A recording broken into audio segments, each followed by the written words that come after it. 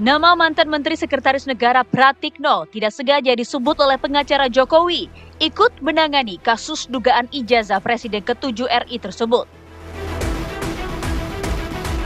Hal tersebut terungkap dalam podcast Madilog. Kuasa hukum Jokowi, Rifai Kusumanegara, saat itu menyebut bahwa Pratikno ikut turun tangan di saat keaslian ijazah S1 Jokowi dipersoalkan Bambang Tri dan Suginur Raharja atau Gus Dur pada tahun 2022.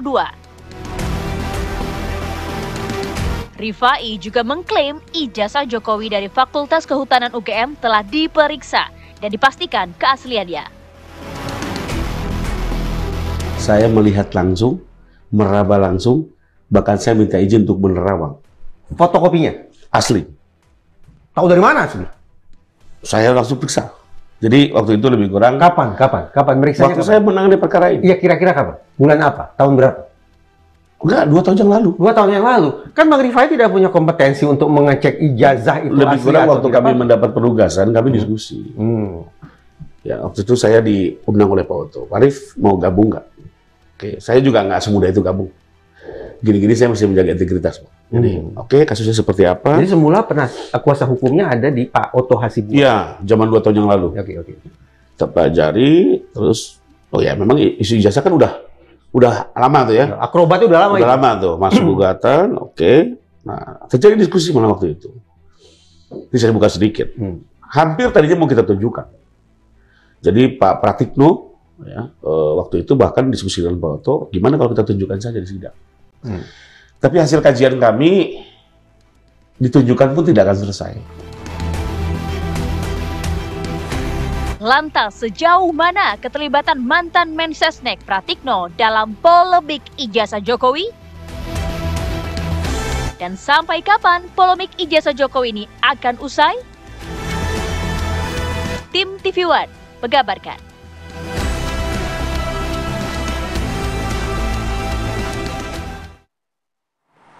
Kalau ibarat main bola, Andi Kumala, Jokowi FC melawan Roy Suryo FC memasuki babak baru begitu ya. Bagaimana polemik ijazah asli palsu Jokowi masih terus bergulir, Andi Nah Kumala. itu, tiba-tiba Ya? komposisi pemainnya ada yang baru nih, ada nama Pemain baru. cadangan masuk. Iya. Kita akan bahas nih betul pemirsa, bagaimana akhirnya ini menjadi plot twist nih. Ada kemudian nama baru yang kemudian muncul dan dikait-kaitkan dengan kasus ini. Kita akan bahas dengan narasumber yang hadir di studio maupun yang sudah tersambung melalui Zoom. Di studio sudah hadir Bang Ismar Syafruddin, kuasa hukum Roy Suryo C. Selamat pagi, Bang Selamat pagi, Bang Ismar. Pagi. Kemudian juga hadir Pak Cecep Hidayat, analis politik dari Universitas Indonesia. Selamat pagi. Pagi, Pak Cecep. Mas Philip, Mbak Umar. Dan melalui sambungan Zoom sudah bergabung juga Bang Rifai Kusumanegara, kuasa hukum Jokowi. Selamat pagi, Bang Rifai. Pagi, Bang Rifai. Pagi Mbak Maya, Bang Philip, pagi narasumber lainnya. Ya. Jelas suara saya? Iya. Oke, Bang Rifai, kita mau mengkonfirmasi nih. Tadi tayangannya juga sudah kita hadirkan di layar kaca. Apakah benar Anda menyatakan bahwa Pak Pratikno ini juga ada peran dalam kasus membuktikan ijazah asli Jokowi?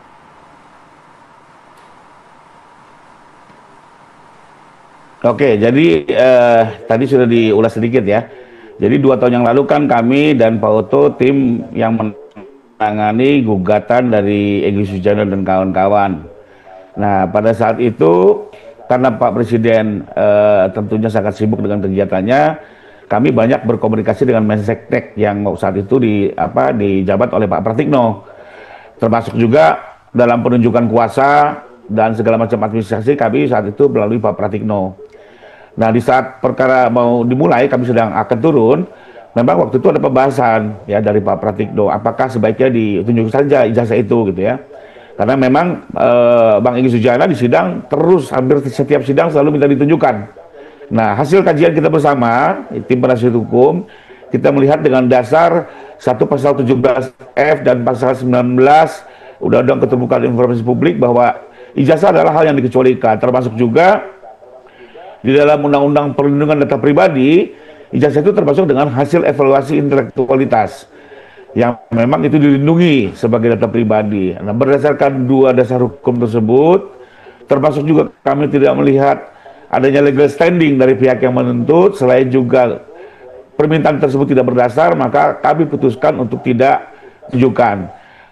Di luar hukum, kami juga melihat bahwa ini memang tidak akan selesai, hanya sekedar mencari-cari, dan ternyata terbukti setelah UGM pun melakukan klarifikasi, bukannya selesai, bahkan menjadi snowball.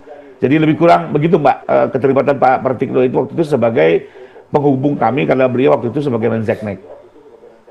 Baik, Pak Bang Rifai, selain juga sering berkonsultasi dengan Pak Pratikno, apa kemudian saran dari Pak Pratikno terkait kasus ijazah, polemik ijazah Pak Jokowi ini ketika itu?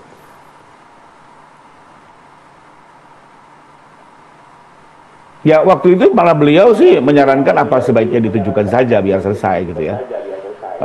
Apa namanya, dan waktu itu kan awalnya gugatan itu kan agak bergantung ya, karena memang sempat ada terjadi kekeliruan formalitas.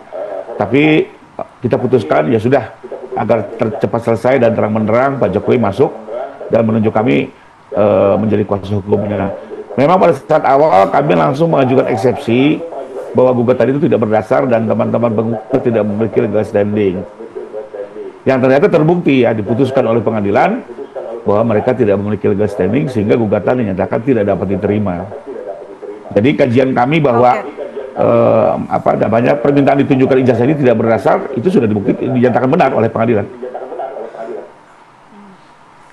Bang Rifai, tanggapan dari Pak Pratikno ketika ditanyai, dia menyatakan bahwa ini diserahkan saja kepada institusi pendidikannya atau lembaga pendidikannya, dalam hal ini UGM, dan tidak mau berkomentar banyak soal itu. Tanggapan Anda?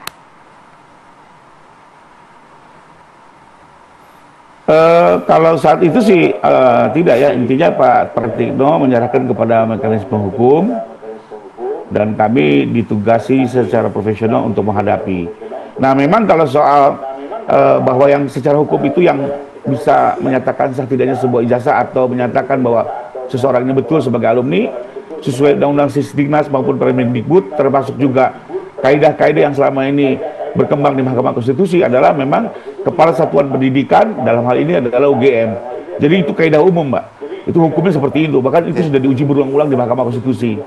Jadi pada saat Kepala Satuan Pendidikan menyatakan benar ijazah ini asli, benar seseorang di alumni, maka selesai gitu ya.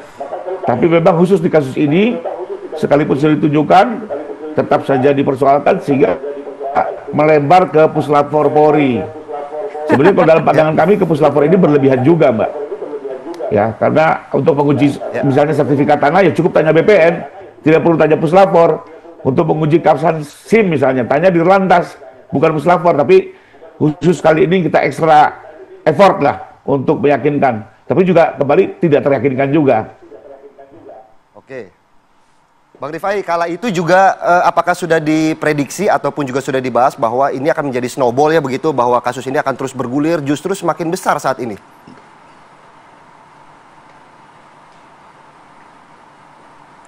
Sorry, terputus, bisa diulang? Agak terputus. Apakah juga saat itu Bang Rifai dengan juga Pak Pratikno sudah membahas bahwa ini kasus ini akan menjadi seperti snowball atau bola salju yang hingga saat ini justru semakin membesar kasusnya, bukannya mereda tapi justru semakin ramai diperbincangkan begitu?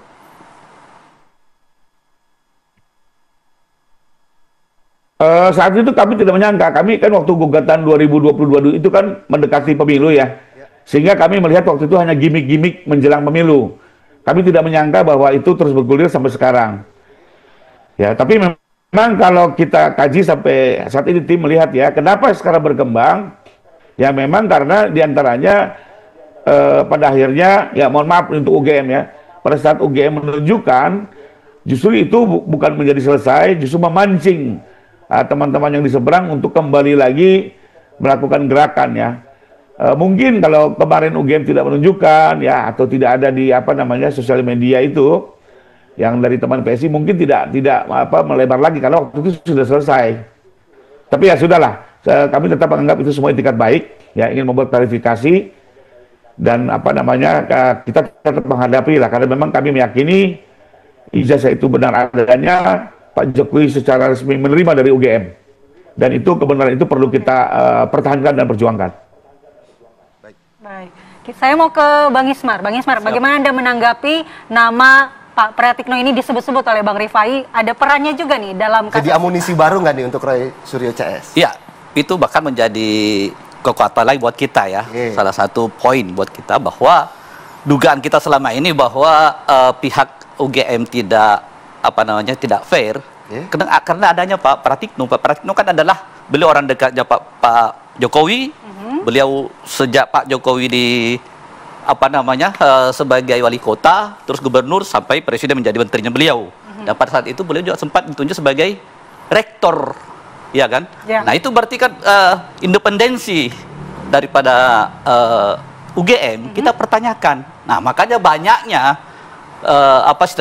keanehan-keanehan atau kejanggalan itu semakin memperkuat kita gitu loh, bahwa kita tidak bisa mempercayai 100% apa yang disampaikan oleh teman-teman dari UGM, termasuk Pak Kasmujo kan jelas sekali itu. Tapi kan kalau kita berbicara rektor kan Pak Pratikno ini kan periodenya 2012-2014, jauh sebelum Pak Jokowi juga. Iya, tapi tahu nggak setelah Pak Jokowi jadi presiden, rektor itu dibawahi oleh siapa? Ada peraturan, semuanya diganti tuh. Makanya kenapa kita sangat agak gemes dengan Pak Jokowi, ya?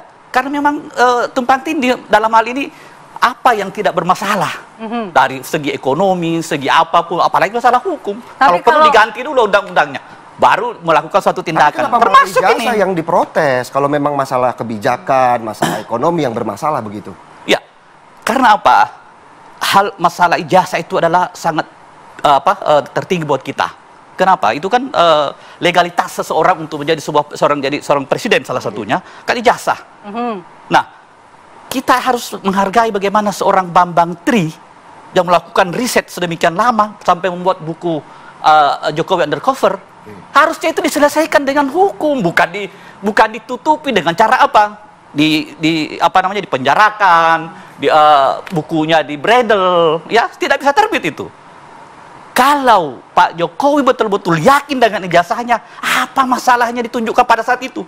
Ya, apa salahnya Pak Tito? Karena dia sebagai seorang Kapolri pada saat itu bawahan dari Pak Jokowi tidak melakukan tindakan hukum.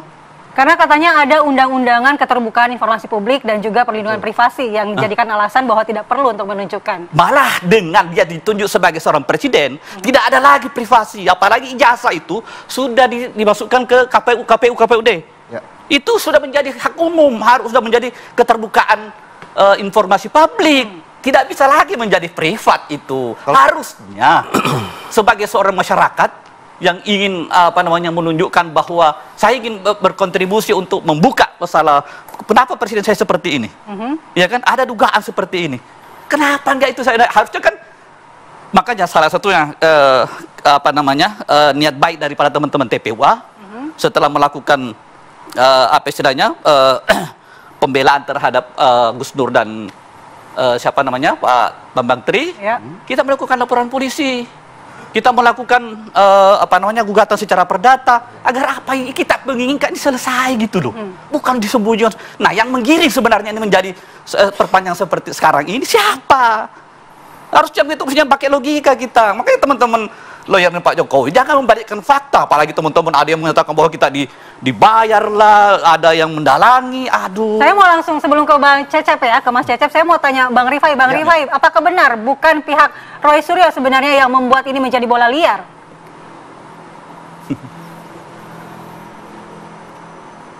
Ya, Bang Rifai, apakah masih mendengar kita?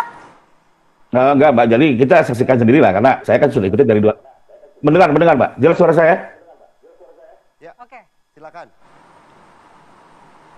Halo. Silakan Bang, lanjut Bang. Oke. Jadi kalau saya kan ikuti faktanya dari 2 tahun yang lalu ya. Jadi setelah gugatan itu kami menangkan di Bang Egy itu masih mengajukan banding saat itu. Mengajukan banding dan di banding putusan kami dikuatkan. Lalu juga tidak lama berselang persoalan-persoalan ijazah ya. Karena waktu itu kami juga tidak hanya menghadapi gugatan di PN Jakarta Pusat, ada juga yang di Petun. Ya. Nah, setelah itu hilang, tidak lama kemudian memang ini kembali muncul pada saat ada muncul di sosial media, ya. oleh teman PSI termasuk pada saat ada klarifikasi dari UGM. Dan Oke, mohon maaf Bang Rifai, kita akan perbaiki dulu hubungan komunikasi. Nanti kita akan kembali ke Bang Rifai. Kita tanya ke Mas Cecep dulu ya. Mungkin bisa menanggapi nih Mas Cecep. Oke, jadi gini, tadi seperti halnya disampaikan Mas Filipus ya, ini kok kayak FC Jokowi versus FC. Karena kalau main bola berangkat dari situ, ya berangkat dari itu sebenarnya berarti apa? Isu ini selalu muncul ke publik. Jadi ada kesan isu ini memang dipelihara, disetting, diagendakan gitu. Itu yang pertama. Kenapa? Karena yang kedua tadi Pak Rifai sampaikan sebenarnya ada keinginan untuk membuka ini 2 tahun lalu tunjukkan ke publik. Terus jadi pejabat publik gitu kan. Tapi kenapa enggak? Karena memang mungkin ada hidden agenda. Kenapa? Jokowi ini sosok yang memang muncul dari politik pencitraan.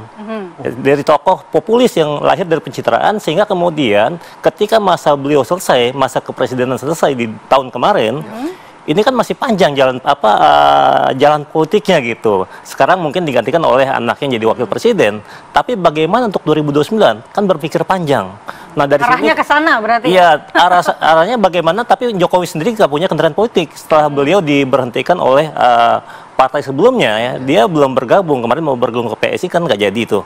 Nah, akhirnya apa? Salah satu cara agar terus dikapitalisasi ya, dimunculkan terus di media, dijaga exposure medianya ya dengan kasus, dengan isu.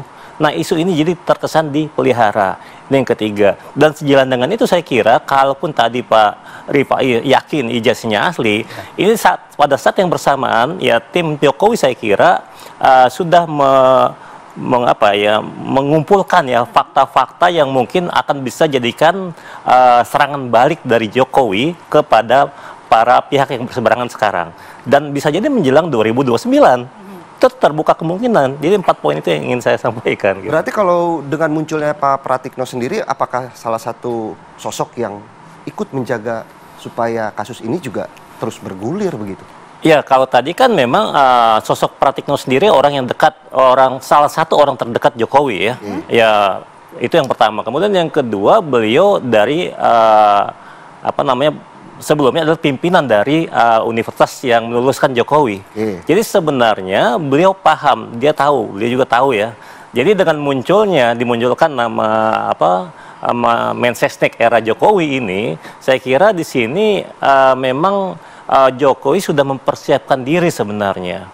Ya, bahwa memang kalau ijazah diserang, ya penyerangnya ini pihak-pihak yang berseberangan bisa jadi akan mengalami serangan balik beberapa saat ke depan gitu, bukan sekarang gitu. Oke, nanti kita akan bahas apakah benar ini Pak Jokowi sebenarnya diuntungkan dengan bergulir terusnya kasus ini. Kita juga tanya ke Bang Rifai juga nanti, tapi kita jeda dulu terlebih dahulu pemirsa, tetaplah di Apa Kabar Indonesia Pagi.